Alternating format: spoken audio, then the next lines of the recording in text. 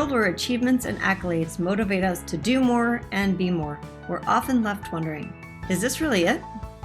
Deep inside, you know there is more to life. You're ready to leave behind the old, push your way through, and claim the deeper life that's calling you. That's where we excel.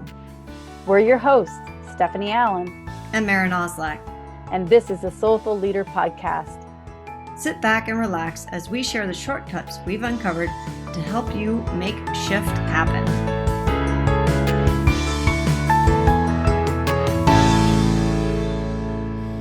Welcome to the Soulful Leader Podcast. This is Maren and I'm here with Stephanie.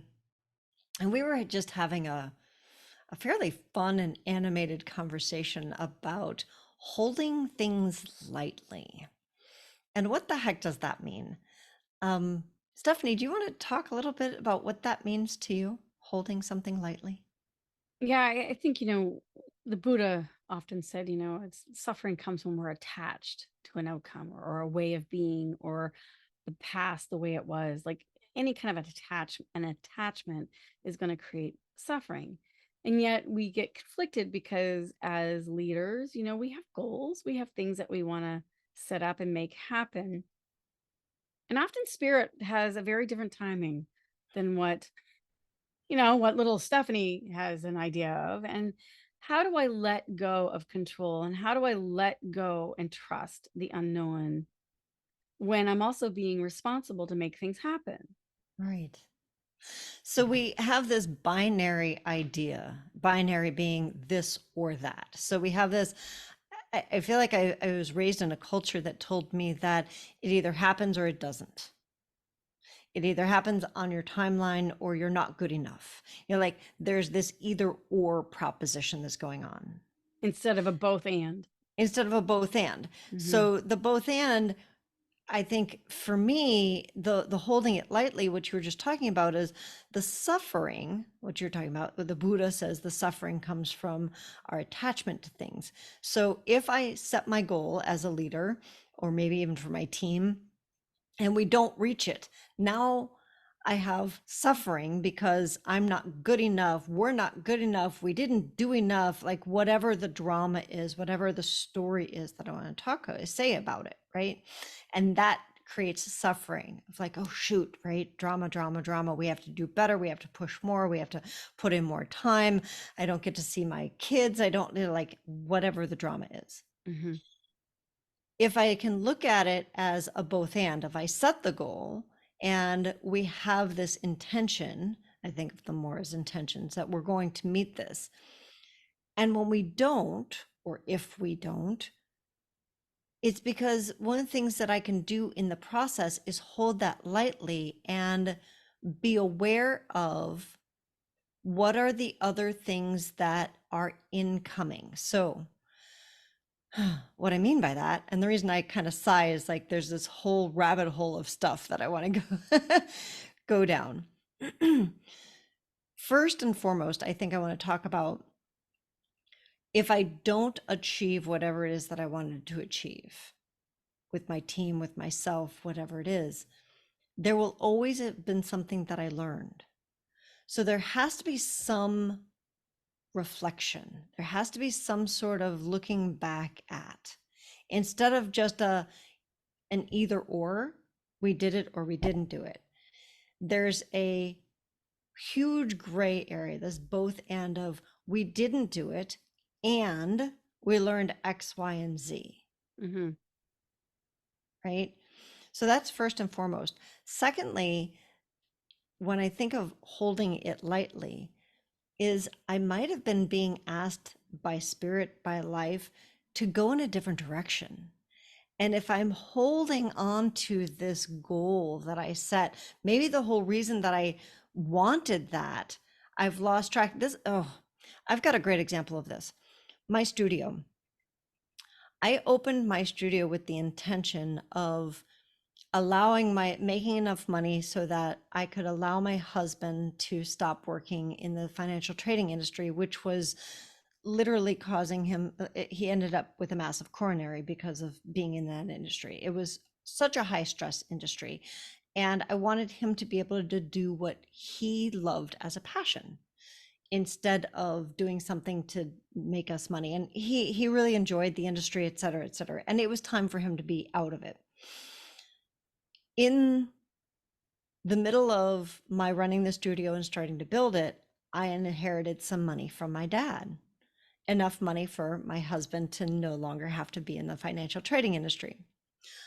I lost sight of that somewhere along the line with the studio, and I was head down, butt up. I have to make my goal, not realizing that Spirit had given me what I wanted from this total left field. Mhm. And I was like, no, I said I was going to make it this way. It has to look like this. So you became very rigid in your version of how it was supposed to be Yep. I had and a didn't goal. make any space for possibility of how spirit wanted it to unfold, Right. is what I'm hearing you say. Very much so. And when we talk about the attachment, I became attached to my sense of self, was dependent on whether I made this goal or not. My leadership in my team felt like I was a failure as a leader if, as a team, we weren't making our goal, that we made enough money. And it just became a vicious cycle that I didn't need to get into at all, because I had a goal and Spirit gave me what I Mhm. needed, what I asked for. Here's what I want. You know what I'm hearing too is like it reminds me of scaffolding. Like when we're trying to renovate a building, we put an outer scaffolding up Mm. so that we can fix the facade of the outer. And that's kind of what we do in our lives, whether it's with relationship or health or finances or business, whatever, right? We kind of look at what are the outer things that need to happen. And what I'm hearing is that here you had inherited a wonderful support system from your father. So, but you weren't able to really value it because the internal structure was not being as valued as the external, thinking that if that makes sense, that it's like, well, but the outer world sees me as unsuccessful because I haven't made the money in my team or in, the leadership role in the dance world or whatever in the studio. But yet the internal was gifted to you. And so, Mm. because the internal scaffolding inside, the self worth, the self esteem, the self image, the identities, the belief systems, that's all internal narratives. Because those weren't in place to really love and nurture you, it was hard to really receive and really value it, is what I'm hearing. Does that sound? Yeah, I hadn't thought of it like that. And I think that's very true, and I think that that's oftentimes maybe why we stay attached to, for me, in that instance, it's probably very much why I stayed attached to, but I have to make this goal in this way, Mhm. because then I will build up my self-esteem and I'll have, I'll Oh, yeah, believe in yeah. You saw it in myself, reverse because right? then this will happen. Yeah. Then this will happen. Instead If of putting I, that. Mhm. right? Instead of instead of believing in myself and saying, I am worthy, I am worthwhile, I am these things, I put all of that on. Once I have this, then that will be proof that I am worthy, I'm good enough, I've proved myself, I can do this. And it's like how often we do that to ourselves as leaders. We Mhm. have to prove ourselves, and we set these external goals and external things in order to make ourselves good enough, when the truth of it is that we're born good enough. Mhm. That's not what we're taught in this culture in Well, any we're way. conditioned. We're conditioned Yeah. out of it. And Yeah, then we we believe are. that conditioning is true rather than being curious and being open to being surprised and delighted about what spirit might have in store for us. So I want to bring us back to holding it lightly, just Mhm. as you said that, the surprise and delighting us, because when we can hold something lightly. So if, for example, if I had been able to hold that goal lightly and not put all of my own self-esteem and all of my drama on it, Hmm. I would have been surprised and delighted instead of not sure what to do with. And I mean, it makes it sound like I didn't appreciate what I inherited from my dad. I did, very much so. And I still chose the suffering of not being good enough And that's the over the conditioning. right, over the surprise and the delight of, oh my gosh, Jeff, we both have the resources now to do what we want to do. Hmm. And I have this vision, this backwards vision, because it's looking back at how I could have led differently within my studio if I had come from that place of abundance, Hmm. instead of we're still striving to make it happen. And we made amazing things happen, don't get me wrong. It was more of like, I probably would have had a lot more energy and been a much better leader and been friendlier and been et cetera, all of the Hmm. things if I had Hmm. come from a place of like, oh, all right, we're now And, just in and pure abundance. I think there takes a certain level of humility in that way, of like surrendering, which is humility to me. But it's also that conditioning makes us, that old conditioning saying that we have to make it happen becomes arrogant. Mm. And it becomes making us take everything personally, so that we take other people's opinions of us personally, or our bank account personally, or our physical body and how it's working or not working personally, either arrogantly or self-sabotagingly, instead of letting all of that go, holding it lightly and going, oh, that's interesting. Mm. And letting go of those old stories that we've been conditioned to tell ourselves. Like, what if none of that was true? What if I'm Right. actually here? Like, I heard it so many times, like, this is a school, the earth school. And I was just having a conversation with one of my fellow colleagues yesterday, and I said, anytime I've ever tried to make money, I feel terribly. Like, I just fail because I'm attached to it. My ego is involved in it. My ego, which I call edging God out, ego, edging God out. And for me, relationship is so important. So if that is true, if relationship is very important, my relationship with the one who sent me here, where is that in my priority?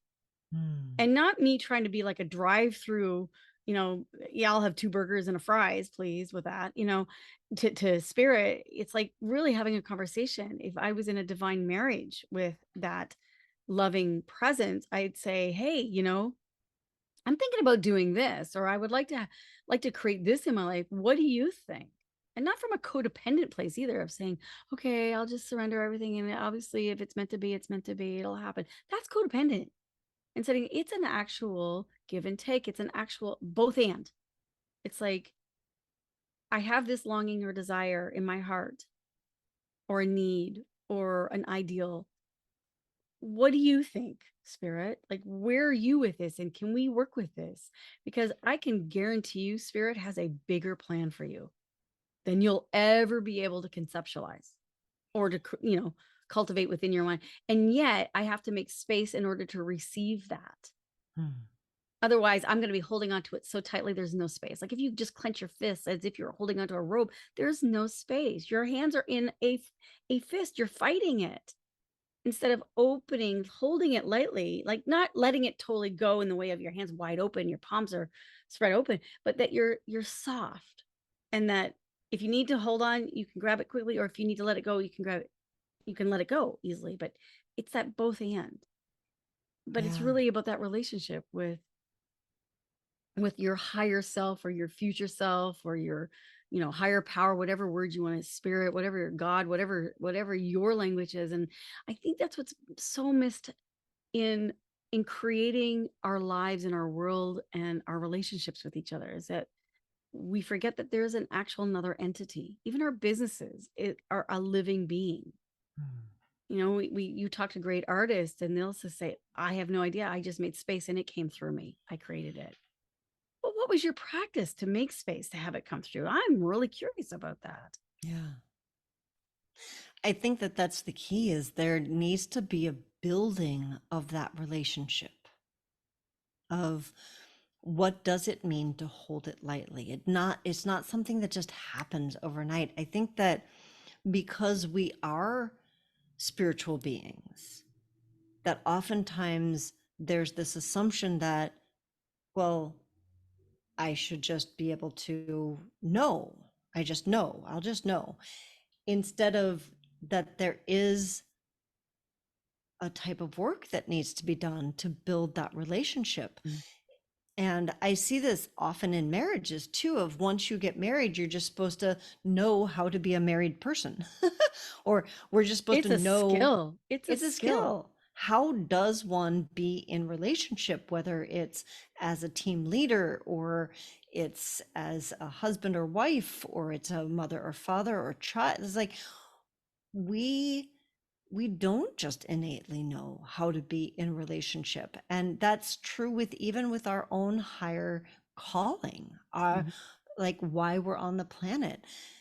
And it seems like counterintuitive that we wouldn't know, and yet, like you said, we're conditioned out of it. And there's a good reason that we're conditioned out of it, because we're in school. Right? We're meant to, the first half of our lives, basically get conditioned out of what we know, and then the second half of our lives unlearn all of that and get to our wisdom, our true inner wisdom. And part of that is learning to hold things lightly, to put all of yourself into it, and also let go completely. Mm. And that may sound like, those two things don't work together, and yet they do.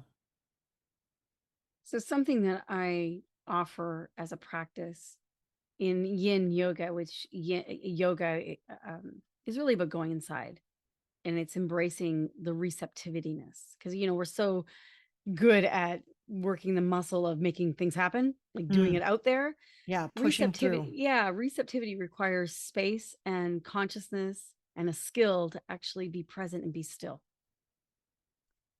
So in yin yoga, I often say where we want to play in the area is at the area of comfortably uncomfortable. In order to grow and change, you're going to need to be uncomfortable. That's actually a really good thing. If you're not uncomfortable, I would say you're probably not challenging yourself. You're probably actually retracting and getting smaller and smaller. You're not growing. Mm, But it doesn't mean that you are, like, think of a stretch. It doesn't mean that you are pushing yourself in a stretch so hard that your muscle is going to snap. That's not good either. But where you would take it is just taking it to the edge of where you go, oh, yeah, I feel my muscles stretching here. And then instead of running away or backing away from it, which is or also not pushing healthy either, into or it, pushing right? into it, it's those two extremes. You meet the uncomfortability with love and curiosity. And And you just to stay me is present to holding it. that's to me holding it lightly. Yeah. I'm being present, and I'm not judging it as right or wrong or good or bad. I am staying curious and open, going, I wonder what wants to happen here.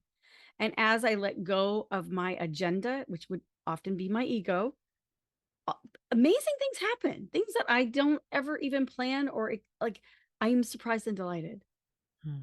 And I think that's the key that we haven't learned how to build a skill with, is to be in the place of like, oh, let me be surprised and delighted today. Let me, someone said the other day, I heard, wherever there's a trigger, wherever you're irritated, also be aware of the glimmer, because a trigger always gives way to a glimmer.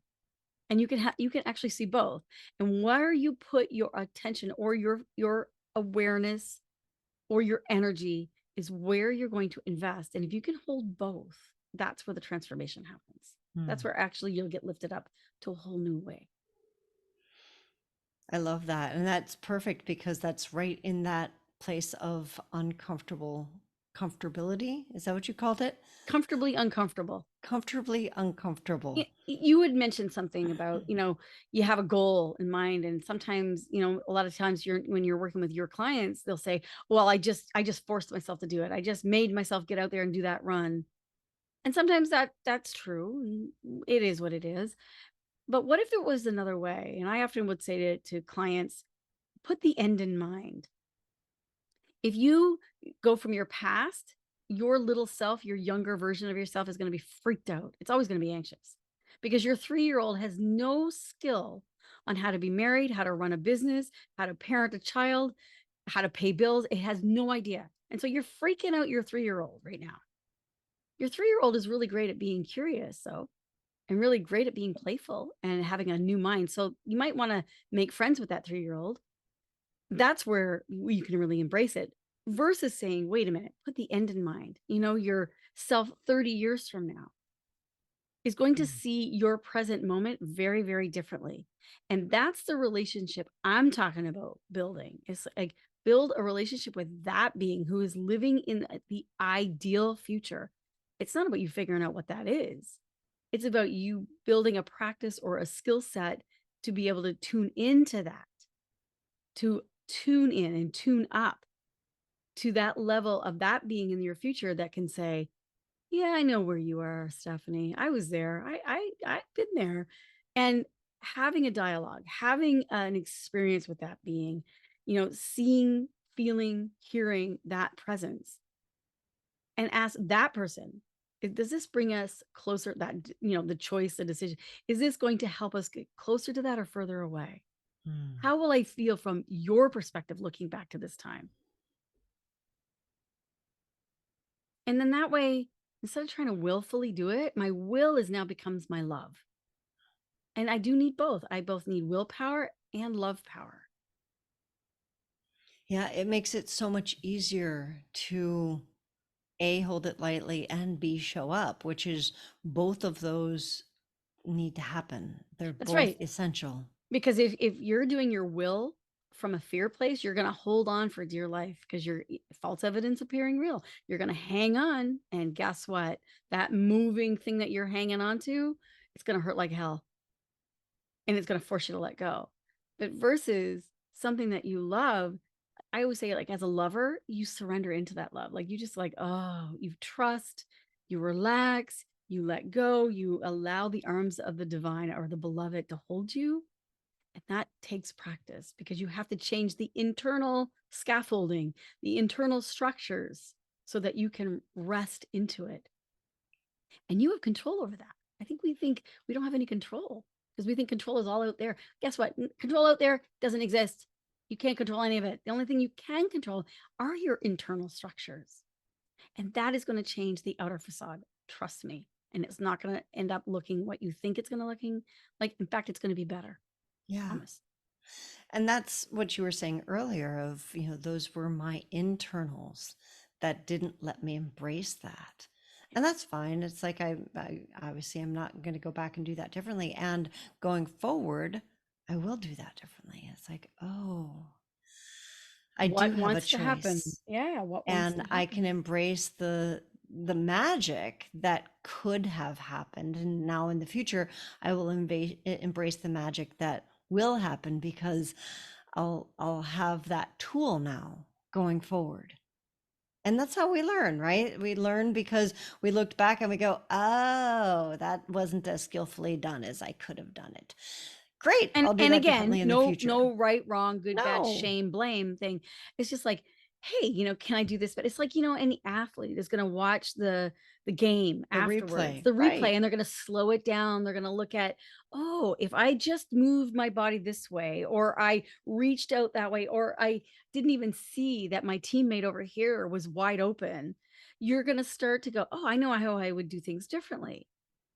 But if we keep coming from our past, doing the same thing that we've always done, that's what is that thing? What's the definition of insanity? It's Do insanity. right, doing the same thing again and again and again, and hoping for a different result. That's insane.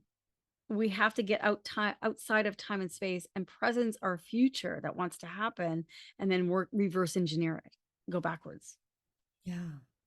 And there's internal structures are so important because you get a good windstorm, you get a good earthquake, you get whatever, and all of a sudden you're gone because if those internal structures are not in place, there isn't any growth, there isn't any resiliency, there isn't any evolution because you're shattered. And as nature, when nature shatters, it provides food for the next level of growth. So there is no shame. So even if your structure falls down, oops, okay, what did I learn? Cool. Let's do this again. I was feeding the environment. This is great. Good food. It was great food. And it's, I'm hoping that it was also good food for you all because my lessons will help your skill, right? And it's all about building skill and learning and building more skill and learning and building more skill. So there is so much to chew on from today's podcast. We would love to hear from you either in our Facebook page or on our LinkedIn page. What did you get out of today's podcast? Drop a line for us, and that's at The Soulful Leaders. You can also find us on YouTube. And remember that our show notes are available.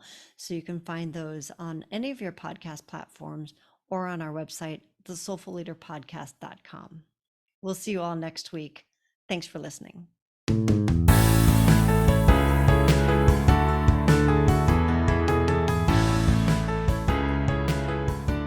And that wraps up another episode of the Soulful Leader Podcast with your hosts, Stephanie Allen and Maren Oslack. Thank you for listening. If you'd like to dive deeper, head over to our website at thesoulfulleaderpodcast.com. Until next time.